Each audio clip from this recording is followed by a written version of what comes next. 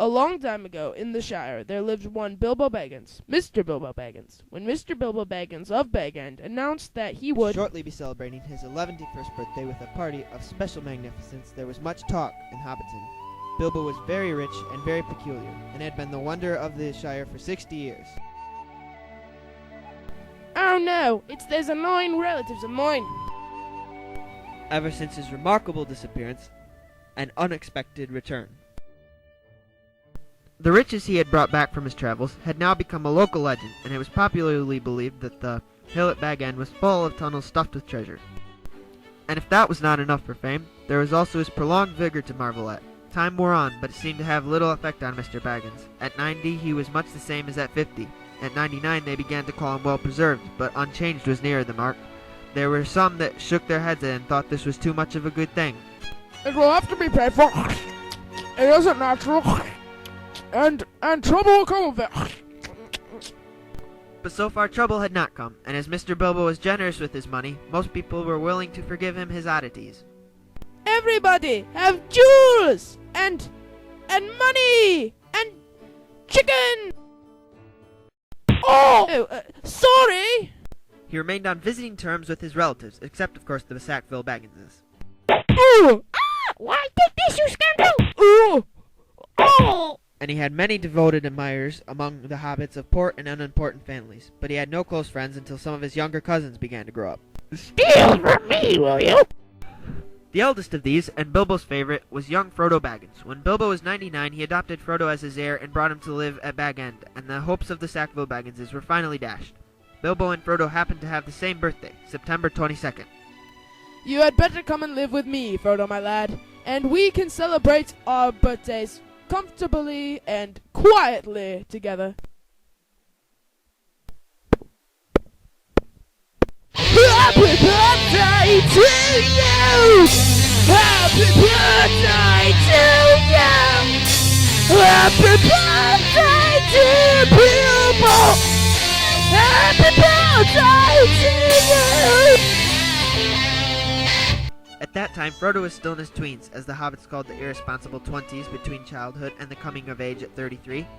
Each year, the Bagginses had given very lively combined birthday parties at Bag End, but now it was understood that something quite exceptional was being planned for that autumn. Bilbo was going to be 11, a rather curious number and a very respectable age for a hobbit. The old Took himself had only reached 130, and Frodo was going to be 33, an important number, the date of his coming of age. Tongues began to wag in Hobbiton and Bywater, and rumor of the coming event traveled all over the Shire. The history and character of Mr. Bilbo Baggins became once again the chief topic of conversation, and the older folk suddenly found their reminiscences in welcome demand. A very nice and well-spoken gentle hobbit is Mr. Bilbo, as I've always said. But what about this Frodo that lives with him? Baggins is his name, but he's more than half a brandy buck. Buckland is a queer place, and its people too. And no wonder they're queer. They live on the wrong side of the Brandywine River, and right next to the old forest. That's a dark, bad place if half the tales be true. You're right, not that the Brandybucks live in the old forest, but they're a queer breed, seemingly. They fool about in boats on that big river, but Frodo is a nice young hobbit, all the same. It's Gandalf!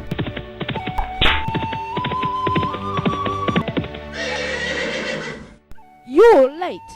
Frodo Baggins, a wizard is never late, nor is he early. He arrives precisely when he means to.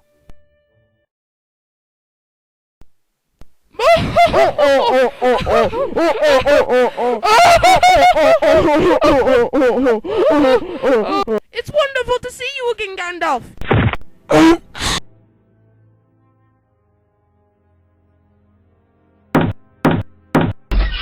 Gandalf? Gandalf! Hello, Bilbo. You haven't aged a day.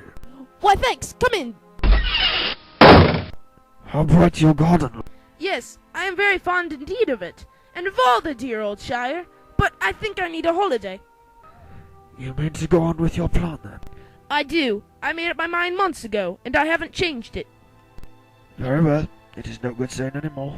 Stick to your plan, your whole plan, mind, and I hope it will turn out for the best, for you and for all of us. I hope so. Anyway, I mean to enjoy myself on Thursday. Hello, hello, hello, hello, hello. Greetings, greetings. Hello, hello. Ah! Sackville Baggins! But the only proof of the brave and true comes from the Green Dragon.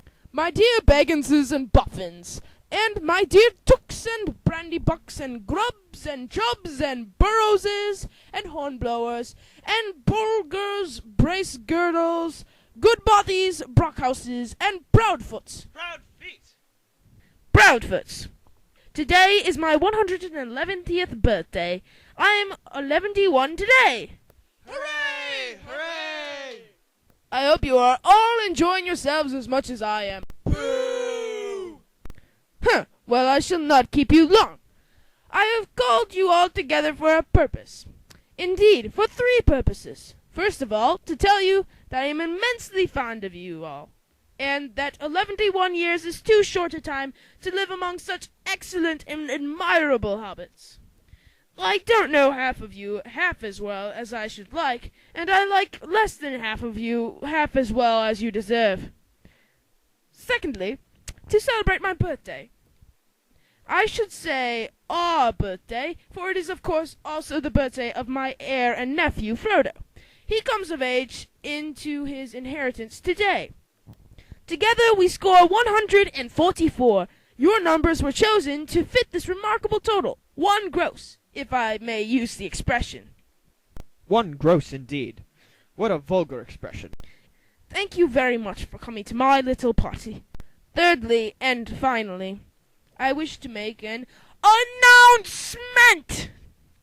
I regret to announce that, though as I said, 11 years is far too short a time to spend among you, this is the end. I am going. I am leaving now. Goodbye. What happened? Where is he? He disappeared. Oh, we're all gonna die. Oh,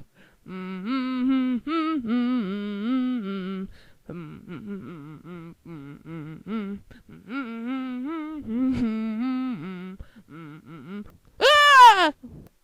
I suppose you think that was terribly clever. No, I thought it was scary. No, I meant what you did, putting on the ring. There are many magic rings in this world, Bilbo Baggins, and none of them should be used lightly. But it was just a bit of fun. Oh, you're probably right, as usual. You will keep an eye on Frodo, though. 2 eyes, as often as I can spare them. I'm leaving everything to him. What about this ring of yours? Is that staying too? Yes, it's on an envelope over there on the mantelpiece. No, wait, it's here in my pocket. Isn't that out now? After all, why not? Why shouldn't I keep it? I think you should leave the ring behind, Bilbo. Is that so hard? Well, no. And yes. Now that it comes down to it, I don't feel like parting with it. It's mine. I found it. It came to me. There's no need to get angry. Well, if I'm angry, it's your fault. It's mine. My own. My precious. Precious. It's been called that before, but not by you. Bah! What business is it of yours what I do with my own things? I think you've had that ring quite long enough. You want it for yourself. Bilbo Baggins, do not take me for some conjurer of cheap tricks. I am not trying to rob you. I'm trying to help you. Gandalf. All these long years we've been friends. Trust me, as you once did. You're right, Gandalf. The ring must go to Frodo. It is late. The road is long. Yes, it is time. Bilbo, the ring is still in your pocket.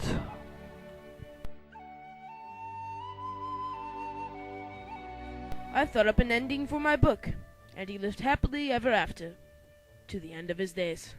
And I'm sure you will, my dear friend. Goodbye, Gandalf. Goodbye, dear Bilbo. Until our next meeting. Goes ever on.